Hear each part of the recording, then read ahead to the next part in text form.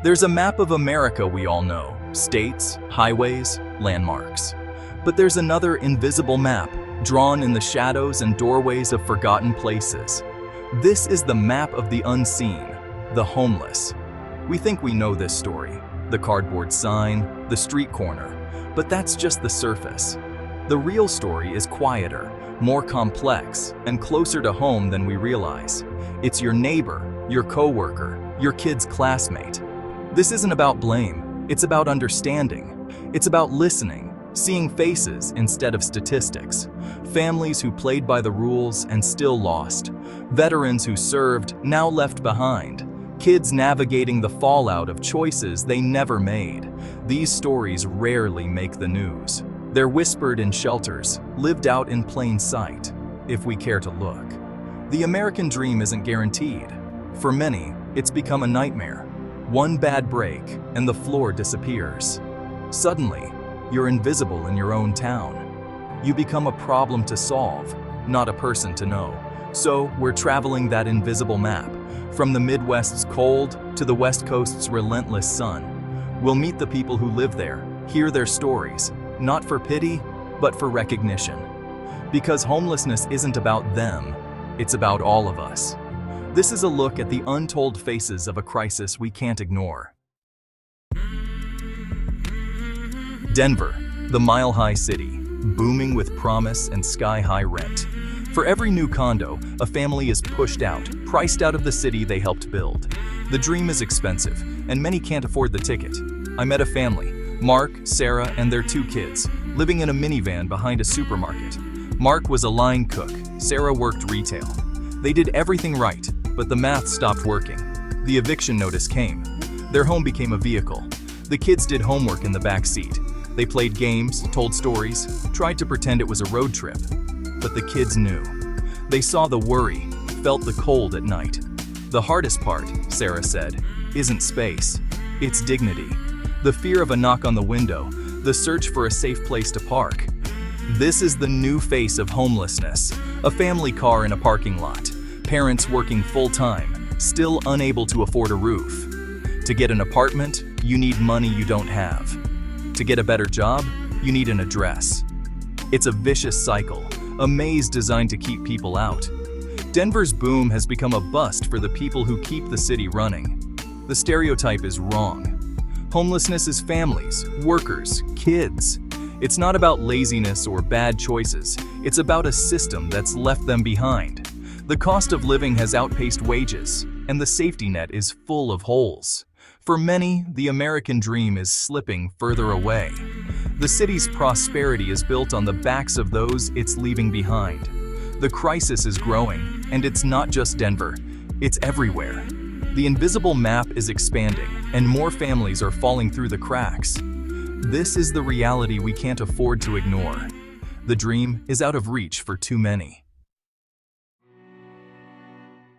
Houston is a city built on resilience, but after the storms, many are left with nothing. Under a concrete overpass, I met Maria, displaced not by bad choices, but by Hurricane Harvey.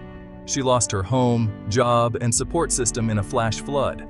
Federal aid was a drop in the ocean. The family she worked for moved away. In the chaos of shelters, she became just another number.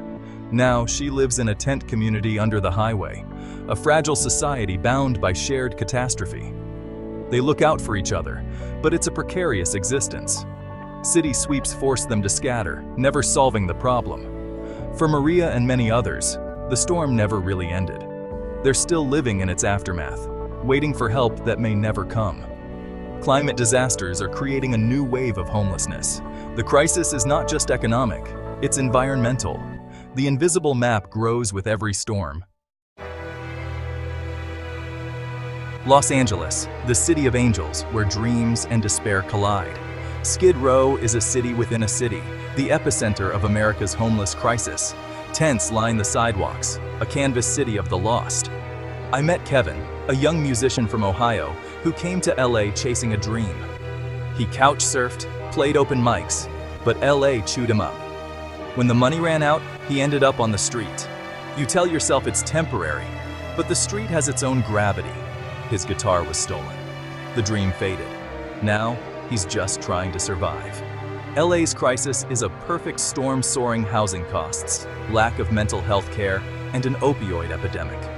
People fall through the cracks, and the cracks become canyons. Severe mental illness is untreated, addiction rampant. Skid Row is a public health failure in plain sight. The City of Angels has a lot of ghosts walking the streets in daylight. The Hollywood dream is shattered for thousands. The crisis is massive, but the stories are personal.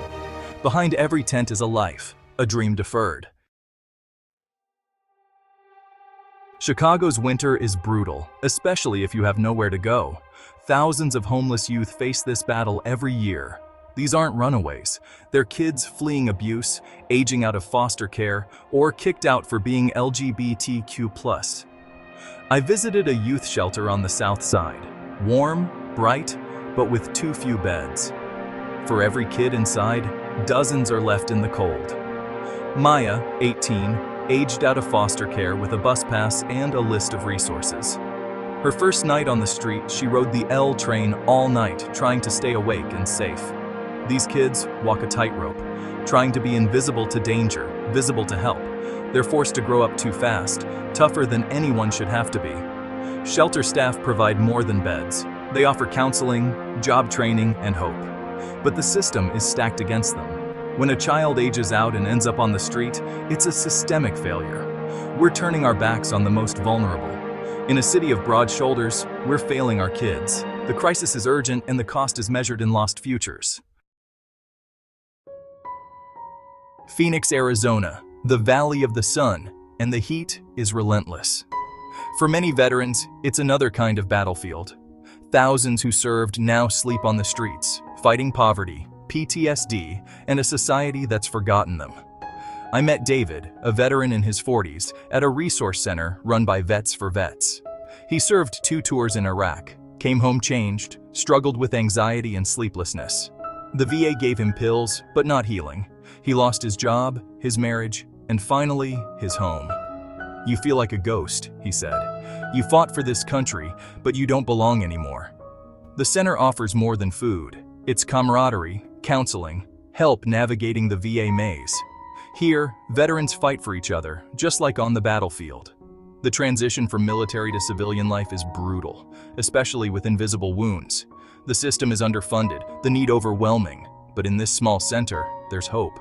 Veterans helping veterans, reminding each other they're not alone. The crisis is national, but the solutions are local, personal. We owe them more than thanks. We owe them a place to belong. The invisible map includes those who served. Homelessness isn't just a city problem, it's everywhere, even in rural America. It's hidden: families and campers, people sleeping in trucks, teens couch surfing. In small towns, the shame and stigma are intense. I met Brenda in Appalachia, raising grandkids after addiction took their parents. Her Social Security check can't cover rent, utilities, and food. There are no shelters, no services, just neighbors helping neighbors, all struggling. The economy vanished, leaving poverty and despair. Resources are scarce, isolation makes everything harder. The problems are the same as in cities: housing, wages, addiction, but compounded by distance. The crisis is quieter here, but just as devastating. Rural America is on the invisible map too. In the darkness, there's light, people who refuse to look away. They run shelters, soup kitchens, outreach programs, not for glory, but for humanity. In Chicago, a mobile library brings books to kids on the street. In Houston, volunteers track down displaced people after city sweeps, offering water and care. In LA, shipping containers become dignified studio apartments, a door that locks, a roof that doesn't leak. These projects are innovative, humane, and treat homelessness as a housing crisis, not a moral failing. They offer presence, connection, and hope. Sometimes, just being seen is everything. These stories of hope are the antidote to despair. The problem isn't insurmountable. It takes will, resources, and a shift in perspective. We must see homelessness as an issue of us, not them. Community leaders and volunteers are showing the way. Empathy, combined with action, makes a difference. They're rebuilding the social fabric, one thread at a time. Hope is real and it's growing. What's the takeaway from this journey? The people you see on the street aren't a monolith. They're not statistics, they're individuals. Sarah, Kevin, David, Maria. People with histories, heartbreaks, and hopes. We have a choice. Look away or see them. We can build higher walls or build empathy. The line between stability and homelessness is thinner than we admit. We're all just a few bad breaks away. This isn't about pity, it's about solidarity. Next time you see someone on the street, look, really look. See the face, remember the story. They're part of our community, our country. They are us, and we are failing them.